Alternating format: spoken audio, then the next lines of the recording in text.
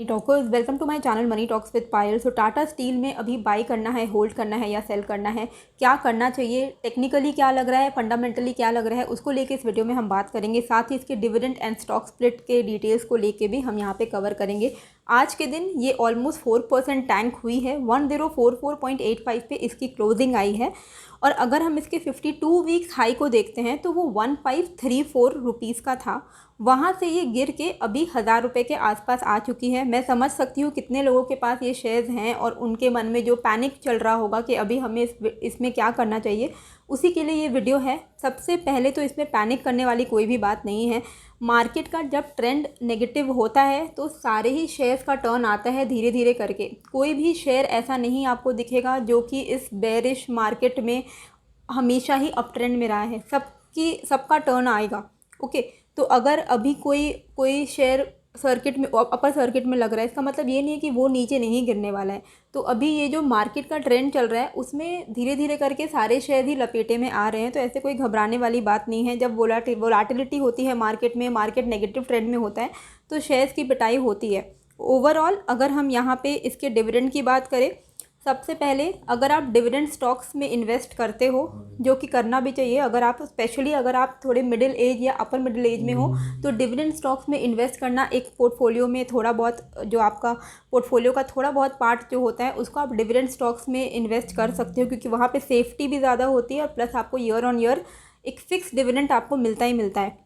इसकी डिविडेंड की अगर हम बात करें तो ये हर साल डिविडेंड देती है। पिछले 2001 से लेके अभी तक का 2022 में, मतलब 21 सालों में इसने अप्रॉक्सीमेटली 27 टाइम्स डिविडेंड दिए हैं। मतलब हर साल में एक से भी ज़्यादा का इसका एवरेज निकल के आ रहा है। तो डिविडेंड अच्छा खासा दे देती है। इस बार ये डिविडेंड 51 रुपीज़ का देने वाली है, जिसकी एक्स रिकॉर्ड डेट 15 जून है। इसका मतलब बहुत क्लियरली यही होता है कि 14 जून तक जिन्होंने भी ये शेयर्स को ख़रीदा होगा उनको 51 रुपीज़ पर शेयर का डिविडेंड मिलने वाला है। ओके, ये जो शेयर है ये स्प्लिट होने वाली है। 10 रुपीज़ का इसका फेस वैल्यू है करंट, वहाँ से ये स्प्लिट होके 1 रुपये के फेस वैल्यू में आ जाएगी। तो 10:1 का मतलब ये होता है कि सपोज़ इसका भी जो एक्स स्प्लिट डेट है वो आना बाकी है, तो जो भी डेट आएगा, ओके, तो सपोज़ उस दिन से पहले जो भी रेट रहेगा टाटा स्टील का, सपोज़ 1000 रुपये रहता है तो वो डिवाइडेड बाई 10 हो जाएगा, मतलब 100 रुपीज़ का पर शेयर का दाम हो जाएगा। तो ये डिपेंड करेगा कि इसके एक्स स्प्लिट डेट के एक दिन पहले इसका क्या रेट होता है,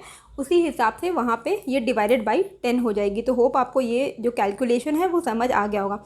तो स्प्लिट होने से बेनिफिट क्या होता है कि फ़र्स्ट ऑफ ऑल ये थोड़ी सी एक्सपेंसिव शेयर लगती है काफ़ी सारे लोगों को, तो जो लोग नहीं अफोर्ड कर पाते थे उनके लिए एक अफोर्डेबल हो जाएगी।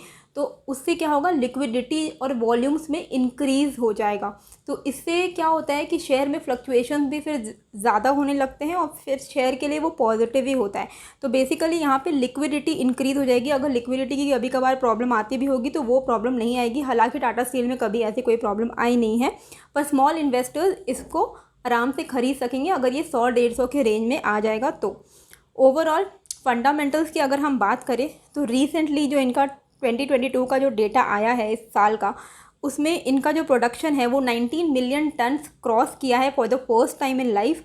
13% का ईयर ऑन ईयर इंक्रीज़ हुआ है इनके प्रोडक्शन में। साथ ही इन्होंने जो अपना नेट प्रॉफिट जो रिपोर्ट किया है दैट वाज 9835 करोड़। तो फंडामेंटल्स में तो बिल्कुल भी कोई प्रॉब्लम नहीं है।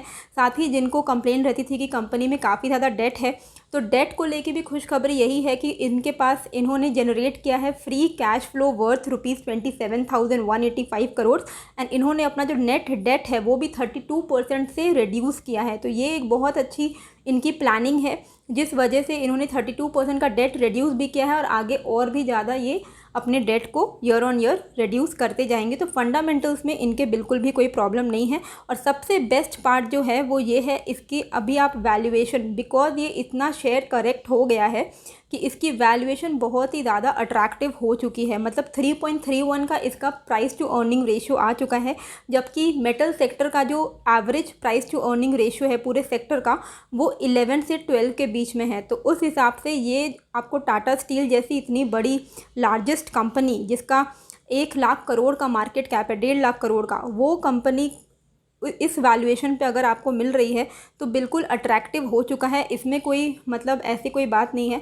अगर आपके पास ये हायर लेवल्स पे आप इसमें हो 1500 पे, तो मेरे हिसाब से ये अभी नहीं, डिविडेंड हो जाने दीजिए। डिविडेंड के बाद एक्स डिविडेंड के दिन में क्या होगा, ये 50 रुपये के आसपास ये इसका जो डिस्काउंट हो जाएगा ये शेयर प्राइस, तब वहाँ पे आप बाय ऑन डिप करने का सोच सकते हो अपना। वहाँ पे आप अपने शेयर प्राइस को एवरेज कर सकते हो, क्वांटिटी भी बढ़ा सकते हो। और जो नहीं लेना चाहते हैं वो स्प्लिट होने का वेट करिए, स्प्लिट होने के बाद भी आप इसमें एंट्री ले सकते हो। लॉन्ग टर्म के लिए तो बिल्कुल इसमें घबराने वाली कोई बात नहीं है। अगर ये डिस्काउंट हो भी गया है, इतनी ज़्यादा ये गिर भी गई है, तो ऐसा कोई नहीं है कि ये शेयर आपको मतलब आपका बहुत लॉस होने वाला है आगे जाके। अगर आपका फ्यूचरिस्टिक व्यू है तो घबराने वाली बात नहीं है। बाय ऑन डिप करके इसको एवरेज करते जाइए।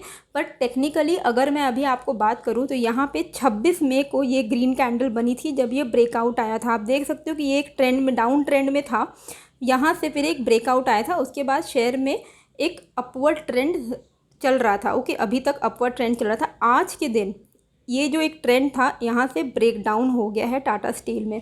तो टेक्निकली अगर हम चार्ट्स में देख रहे हैं तो टाटा स्टील अभी वीक है। ओके, तो जिनको लॉन्ग टर्म के लिए इन्वेस्टमेंट भी करना है तो सबसे पहले तो लॉजिकली आप यही सोच लो कि 15 जून को जब इसका 51 रुपीज़ का जो डिविडेंड का जो एक्स रिकॉर्ड डेट है, तो यही 15 जून के आसपास ये जो शेयर का प्राइस है ये उस वक्त 50 रुपीज़ एटलीस्ट कम तो होने ही वाला है, 40 से 50 रुपीज़। ओके, तो शेयर का प्राइस टेक्निकली भी वीक दिख रहा है, ओवरऑल तो ये 40-50 रुपये गिरने ही वाला है।